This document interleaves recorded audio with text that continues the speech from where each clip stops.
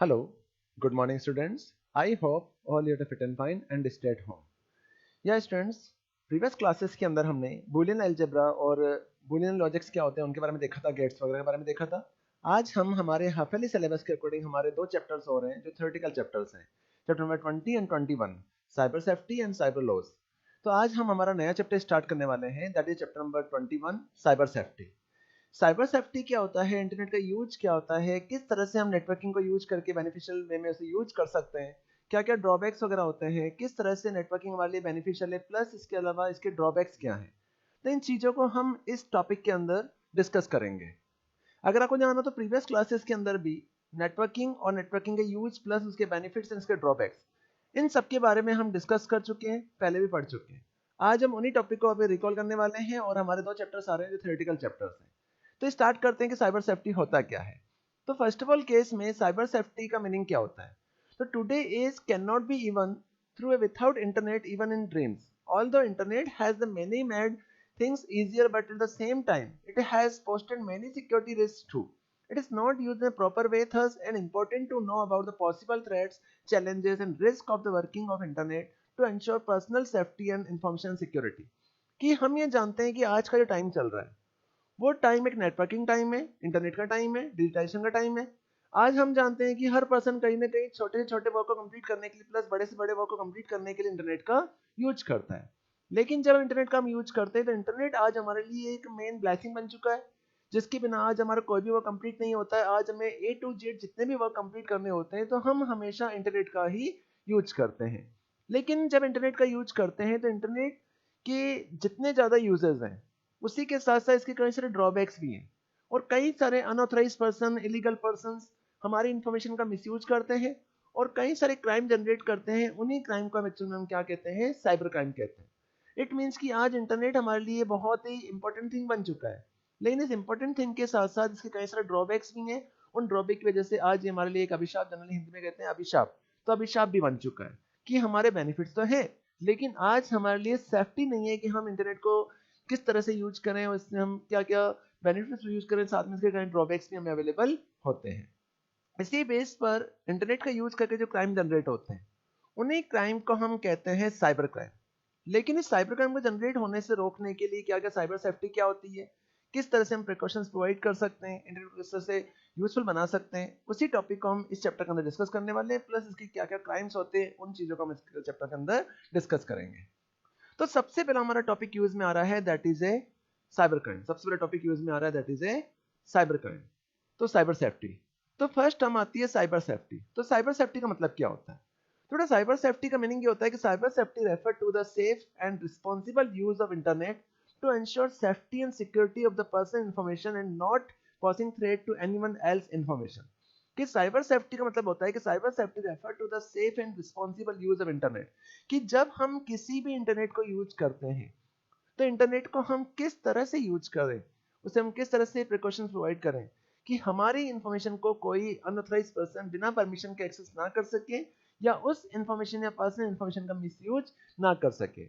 Not posing threat to anyone else information, कि हमारी information को कोई इलीगल पर्सन बिना हमारी परमिशन के एक्सेस ना कर सके। तो उसी सेफ्टी को हम क्या कहते हैं, साइबर सेफ्टी कहते हैं।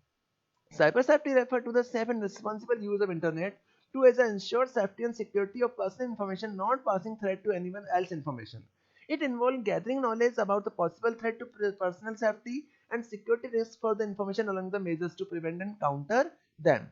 कि साइबर सेफ्टी एक्चुअल में एक ऐसी टर्म होती है कि अगर हम इंटरनेट का यूज करते हैं और अपनी पर्सनल इन्फॉर्मेशन को प्रिकॉशंस प्रोवाइड करना चाहते हैं कि बिना हमारी परमिशन के या हमारे नॉलेज के कोई अनऑथराइज पर्सन या इलीगल पर्सन हमारी इंफॉर्मेशन मिसयूज ना करे, तो उस इंटरनेट को हम किस तरह से सेव कर सके, अपनी इंफॉर्मेशन को हम किस तरह से सेव कर सके, उसी टर्म को हम साइबर सेफ्टी कहते हैं। लेकिन साइबर सेफ्टी को प्रोवाइड करने के लिए कई सारे हमारे टर्म्स होती है, कई सारे कंडीशंस होती है और हमें एक क्योर रहना पड़ता है, एक सिक्योरिटी प्रोवाइड करनी होती है जिससे हम अपने डेटा को सेव रख सकें।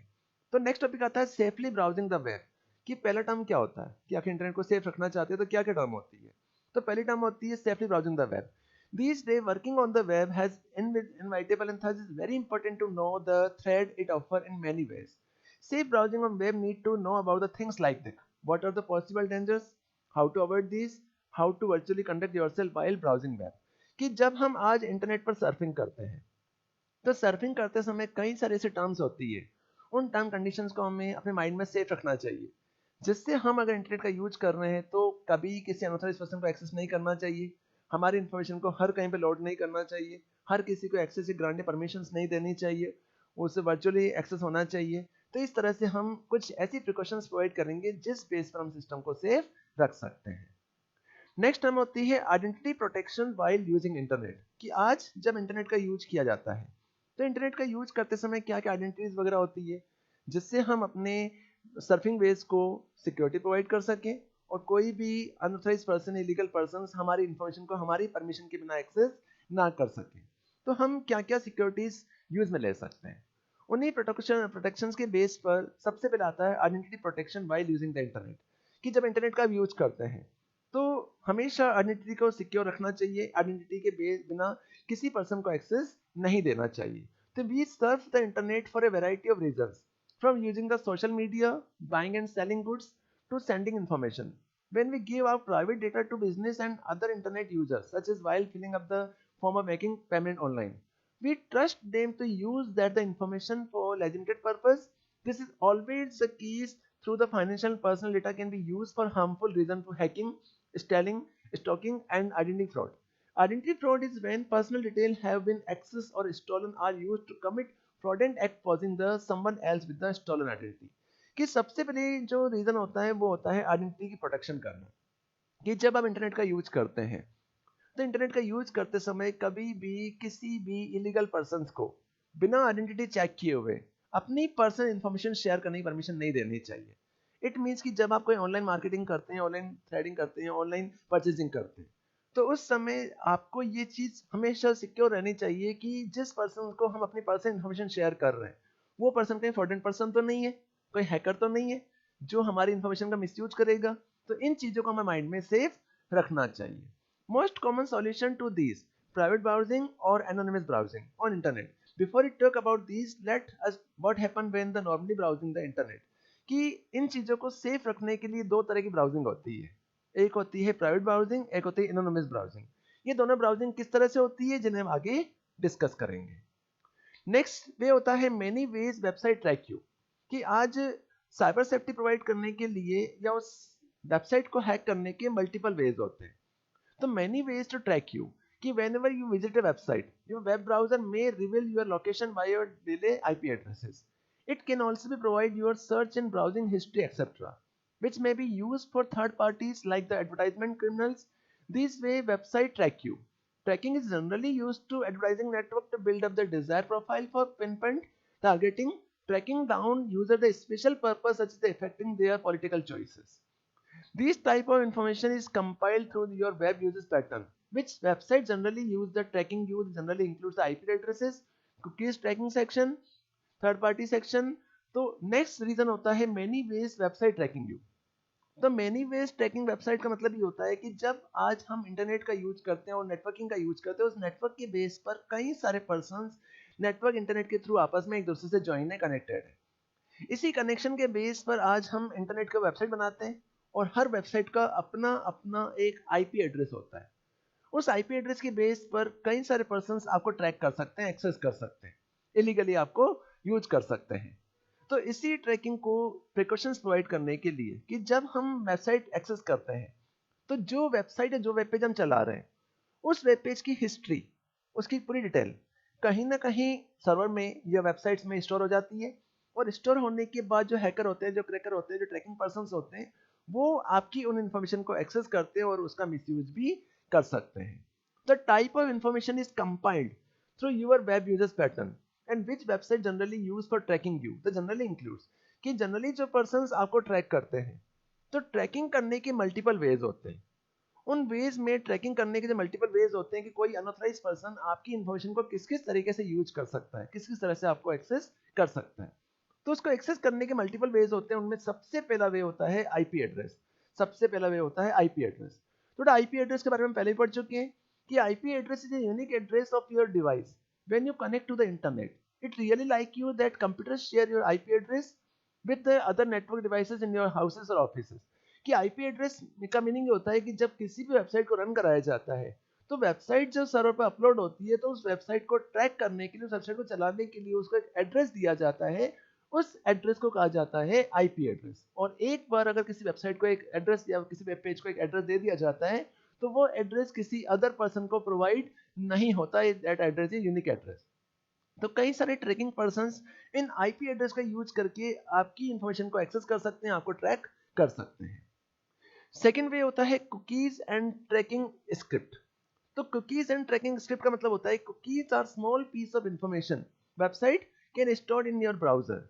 They have plenty of legitimate users. For example, when they sign up your online banking website, a cookie remember your login information when you change the setting of the website. Cookie store the setting to its permitted across pages load and session.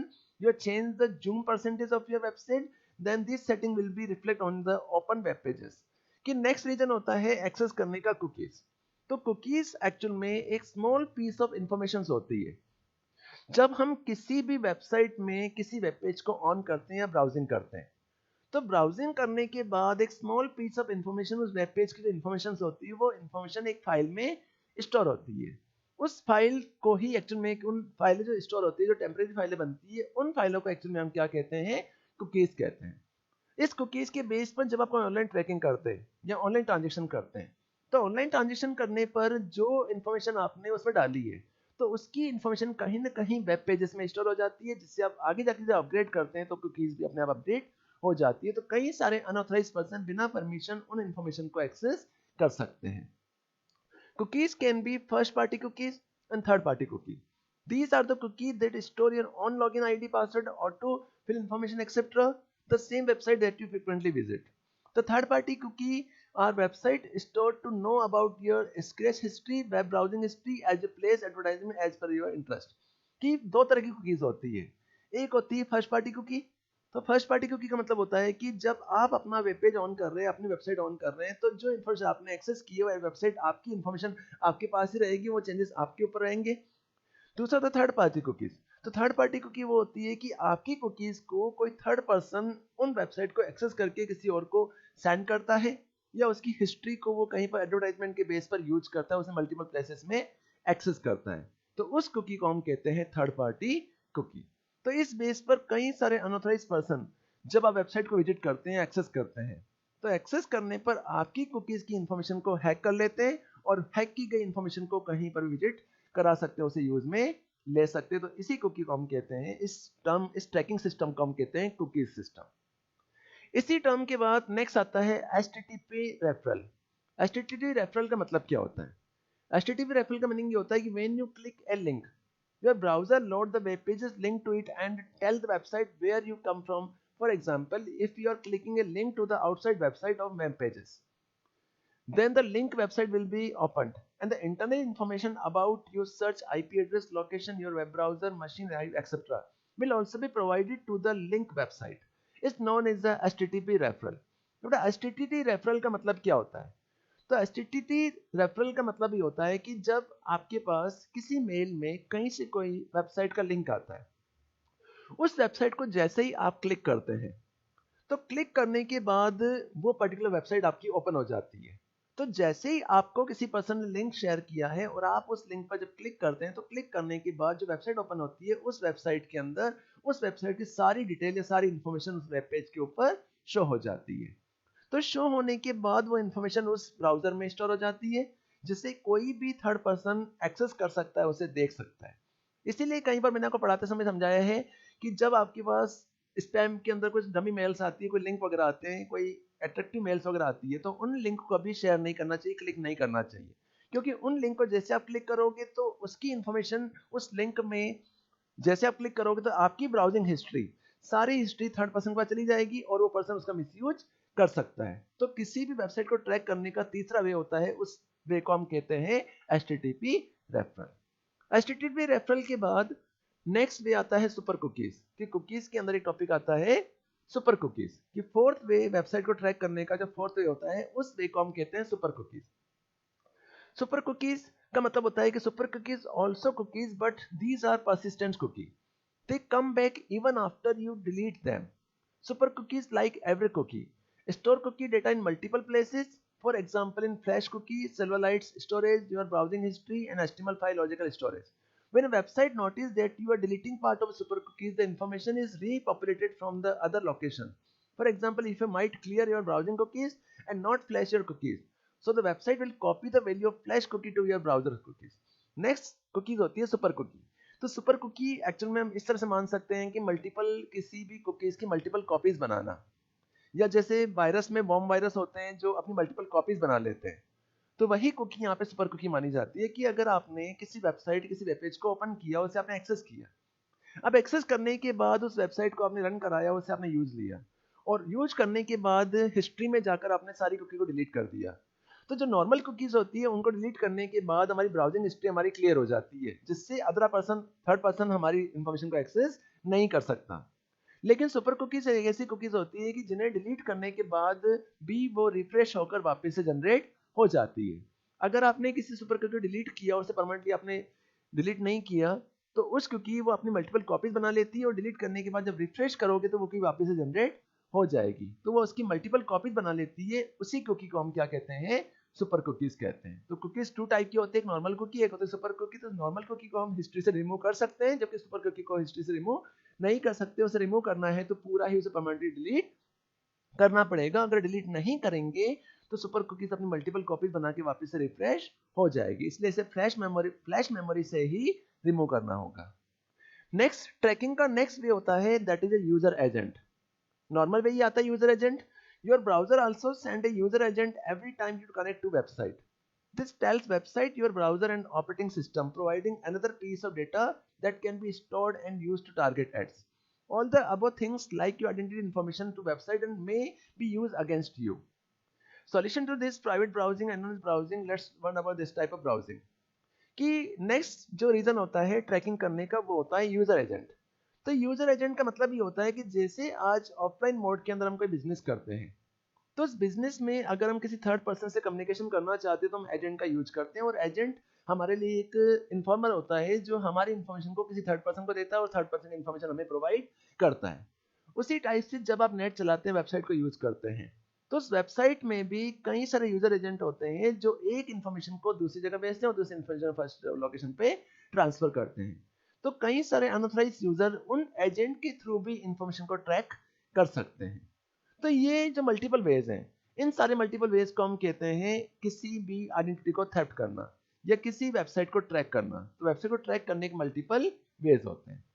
लेकिन बेटा जब हम इन veg का use करते हैं, तो आज इन सारी चीजों को सॉल्व करने के लिए जब हम इंटरनेट चलाते हैं, इंटरनेट का यूज करते हैं, तो इंटरनेट चलाते समय, इंटरनेट का यूज करते समय अगर हम अपनी सिक्योरिटी रखना चाहते हैं, हमारी इन्फॉर्मेशन को कोई थर्ड पर्सन एक्सेस ना कर सके या इलीगली उसे एक्सेस ना कर सके, तो इस प्रॉब्लम को सॉर्ट आउट करने के लिए हम ब्राउजिंग हिस्ट्री को यूज में ले सकते हैं.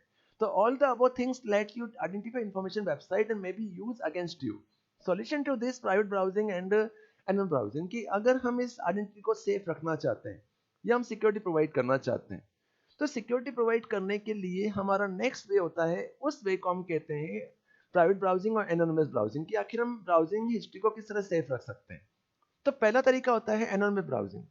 एनोनिमस ब्राउजिंग का मतलब होता है कि anonymous browsing allow user to view website without revealing any personal information of the user like IP address, machine type, location, etcetera. Anonymous browser lets user access website anonymously. It can be used as a tool for governments, journalists and everyday security consulate reference. कि anonymous browsing का मतलब होता है कि जब हम anonymous browsing का use करते हैं या उसमें हम कोई ट्रैकिंग सिस्टम लगा देते हैं, तो लगाने के बाद कोई भी पर्सन जब हमारी वेबसाइट को एक्सेस करेगा तो बिना परमिशन के हमारी इंफॉर्मेशन को एक्सेस नहीं कर सकता. कि anonymous browsing allow users to view website without revealing any personal information of the user like IP address, machine type, etc. कि anonymous browsing के केस में जब कोई थर्ड पर्सन हमारी वेबसाइट को विजिट करता है तो वो हमारे IP एड्रेस को नहीं देख सकता, हमारी पर्सनल इंफॉर्मेशन को नहीं देख सकता है, मशीन का टाइप एक्सेस नहीं कर सकता है. उसको अगर ये चीजें एक्सेस करनी है तो उससे हमसे परमिशंस लेनी होगी. इट मीन्स कि लॉकिंग सिस्टम होता है, उस लॉकिंग सिस्टम के अंदर बिना परमिशन हमारी इंफॉर्मेशन या हमारी पर्सनल फील्ड को या पर्सनल जो ऑप्शंस होते हैं उन ऑप्शंस को कोई भी विजिट नहीं कर सकता. तो उस ब्राउजिंग को हम कहते हैं एनोनिमस ब्राउजिंग. एनोनिमस ब्राउजिंग के बाद नेक्स्ट वे होता है प्राइवेट ब्राउजिंग. तो प्राइवेट ब्राउजिंग का मतलब क्या होता है? There are other way to use internet without revealing your search history and sharing your data, कि अगर हम ये चाहते हैं कि हमारी परमिशन के बिना कोई भी थर्ड पर्सन हमारी हिस्ट्री या हमारी इन्फॉर्मेशन का एक्सेस ना कर सके, उसे शेयर ना कर सके, तो इस चीज को सॉर्ट आउट करने के लिए हम प्राइवेट ब्राउजिंग का यूज करते हैं। तो प्राइवेट ब्राउजिंग को यूज करने के मल्टीपल वेज होते हैं। पहला होता है incognito browsing. Open up the version of browser that will not track your activity its particular user if you are entering sensitive data like bank detail into the browser, and they minimize the risk of your information being saved to the computer. It can also be used for personal, like the tool for surprising gifts for family without leaving the clues, searching for hotel rooms of your vacations, filling etc. कि next सबसे पहला चीज होती है कि private browsing. तो private browsing के अंदर पहली टर्म होती है इनकॉग्निटो ब्राउजिंग। इनकॉग्निटो ब्राउजिंग का मतलब होता है कि अगर कोई थर्ड पर्सन आपकी वेबसाइट को विजिट करता है, तो विजिट करते समय या आप कोई बैंक की ऑनलाइन ट्रांजेक्शन वगैरह करते हैं, तो आप उस वाले केस में अपनी पर्सनल इन्फॉर्मेशन को कहीं पर भी सेव करने की या हिस्ट्री को एक्सेस करने की परमिशन मत दीजिए। It can also be used to purpose like the surprise gift family without leaving to key. Unicity organization. You may also use private browsers and search engine like DuckDuckGo, कि इस चीज को sort out करने के लिए आप किसी को अपनी परमिशन से एक्सेस करने की परमिशन नहीं दीजिए। जब तक कोई पर्सन उसे एक्सेस नहीं करेगा, कोई भी आपकी वेबसाइट को एक्सेस नहीं कर सकेगा। दूसरा, ये अगर एक्सेस करना चाहता है तो वो सिर्फ आपकी इन्फॉर्मेशन को रीड कर सकता है, पर्सनल इन्फॉर्मेशन को एक्सेस नहीं कर सकता, कहीं पर उसे रीयूज नहीं कर सकता, कॉपी नहीं कर सकता। तो इस चीज को इजी बनाने के लिए, इस चीज को सॉल्व आउट करने के लिए हमें कई बार प्राइवेट ब्राउजर्स का या सर्च इंजिन का यूज करना है। नेक्स्ट रीजन होता है प्राइवेट ब्राउजिंग के केस में प्रॉक्सी। प्रॉक्सी का मतलब होता है कि proxy work by acting at middle man between your computer and the website you want to access. Next होता है प्रॉक्सी ब्राउजर। प्रॉक्सी सर्वर या प्रॉक्सी ब्राउजर का मतलब होता है कि जिस तरह से आज हम कहीं पर भी कोई शॉप ओपन करते हैं, कोई बिजनेस ओपन करते हैं, तो उस बिजनेस में हमारे और कंपनी के बीच में जितनी भी कॉन्फिडेंशियल इंफॉर्मेशन होती है, उन इंफॉर्मेशन को सिर्फ दो पर्सन के बीच में ही शेयर किया जाता है और थर्ड पर्सन कभी भी उसे एक्सेस नहीं कर सकता। उसी टाइप से प्रॉक्सी ब्राउजर का यूज करके हम अपनी इंफॉर्मेशन को सेव कर सकते हैं। तो by acting as middleman between your computer and the website you want to access, now the tracking website will get the IP address and information that belong to the proxy site. So you effectively getting the same content from other source without getting to know your browsing detail. कि proxy browser actual में एक ऐसे browser है, proxy server ऐसे server होते हैं जो private servers होते हैं।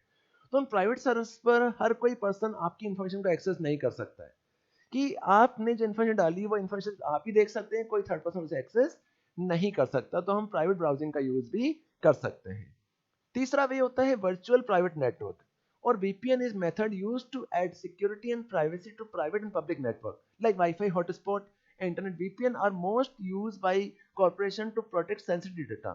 Virtual private network were originally meant for the business employee working offsite gain access to the shared drives network. कि नेक्स्ट होता है वर्चुअल प्राइवेट नेटवर्क। तो बेटा वर्चुअल प्राइवेट नेटवर्क का मतलब होता है कि अगर हम किसी भी कंपनी, किसी भी ऑर्गेनाइजेशन के अंदर नेट का यूज करते हैं, तो नेट का यूज करते समय हम पब्लिक नेटवर्क का यूज नहीं करते, किसी वाईफाई डिवाइस का यूज करते हैं, या वाईफाई कनेक्शन के लिए हॉटस्पॉट का यूज करते हैं, या किसी प्राइवेट नेटवर्क का यूज करते हैं। तो प्राइवेट नेटवर्क का यूज करने पर कोई अनऑथराइज्ड पर्सन हमारी इंफॉर्मेशन को कभी एक्सेस नहीं कर सकता, और जिसके पास जो परमिशन होगी वही उसे एक्सेस करेगा। हम चीजें चेक कर सकते हैं कि हमारी इंफॉर्मेशन किस किसने एक्सेस किया है, कहाँ कहाँ पे यूज हुआ है, हम सबकी इंफॉर्मेशन एक्सेस कर सकते हैं, देख सकते हैं। तो इस तरह से हम VPN नेटवर्क का यूज भी कर सकते हैं। जस्ट लाइक ये, इस चीज को हम ऐसे आइडेंटिफाइड कर सकते हैं कि जब हम किसी कंपनी, इसी चीज को हम कहते हैं इंट्रानेट। एक होता है इंटरनेट, एक होता है इंट्रानेट। तो इंटरनेट का मतलब होता है जिससे हम ग्लोबल सिस्टम के अंदर यूज करते हैं, जिस नेट को ओवरऑल वर्ल्ड के अंदर कहीं भी यूज में लिया जाता है, दैट इज ए इंटरनेट। एक इंटरनेट प्राइवेट ब्राउजिंग के लिए यूज आता है कि पर्टिकुलर कोई कंपनी ये चाहती है कि वो खुद का ही इंटरनेट यूज करे, और उस इंटरनेट को सिर्फ उस कंपनी के कैंपस के अंदर ही यूज लिया जाए, उस कंपनी कैंपस के बाहर उसका कोई भी यूज ना किया जाए। तो इस चीज को सॉर्ट आउट करने के लिए हम इंटरनेट सर्विस का यूज भी कर सकते हैं। तो उसी बेस पर VPN नेटवर्क होता है कि कई सारी कंपनीज प्राइवेट नेटवर्क का यूज करती है, उस प्राइवेट नेटवर्क के अंदर जिस जिस यूजर को जो परमिशंस होंगी वही उसे ग्रांट कर पाएगा, एक्सेस कर पाएगा, जिसके पास परमिशंस नहीं है वो उसे एक्सेस नहीं कर पाएगा। तो इस चीज को सॉर्ट आउट करने के लिए हम प्राइवेट नेटवर्क के अंदर VPN नेटवर्क का यूज भी कर सकते हैं। A type of browsing where browser open in incognito mode or through a proxy VPN and does not store cookies about your online activity is called the private browsing. कि private browsing actual में एक ऐसी browsing होती है जिसमें हम अपनी personal information को एक्सेस करने के लिए पर्सनल सर्वर, पर्सनल ब्राउजर या पर्सनल सिस्टम का यूज करते हैं, और उसकी इंफॉर्मेशन, हमारी इंफॉर्मेशन कहीं पर भी स्टोर नहीं होती है, जिसे कभी भी ग्लोबली एक्सेस नहीं किया जाता है। तो उसी नेटवर्क को हम क्या कहते हैं, प्राइवेट ब्राउजिंग कहते हैं। और एनोनिमस ब्राउजिंग वो ब्राउजिंग होती है जिसमें हम अपनी इंफॉर्मेशन को हाइड करके रखते हैं और किसी थर्ड पर्सन को इसकी इंफॉर्मेशन कभी शो नहीं करते हैं। जिसे पब्लिकली यूज तो लिया जाता है लेकिन उससे किसी को शो नहीं किया जाता है, एक्सेस नहीं दिया जाता है, ग्रांट परमिशंस नहीं दी जाती, तो उस ब्राउजिंग को हम कहते हैं एनोनिमस ब्राउजिंग। इसी के साथ ये टॉपिक मेरा यहाँ पे कंप्लीट हो रहा है।